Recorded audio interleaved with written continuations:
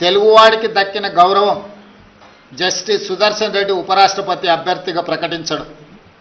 అందుకే మనందరం కలిసికట్టుగా 42 మంది లోక్సభ సభ్యులు, 18 మంది రాజ్యసభ సభ్యులు, ఉభయ రాష్ట్రాలకు సంబంధించిన వాళ్ళందరం ఒక తాటి మీదకి వచ్చి జస్టిస్ సుదర్శన్ రెడ్డి గెలుపులో భాగస్వాములు కావాలి.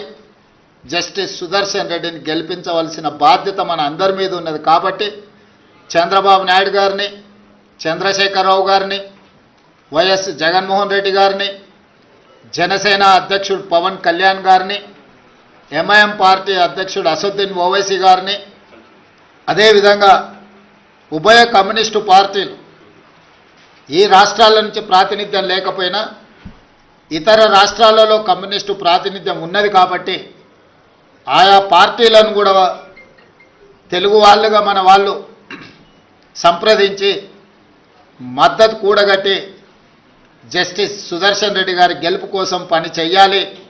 జస్టిస్ సుదర్శన్ రెడ్డి గారి గెలవడము ఇప్పుడు అవసరం.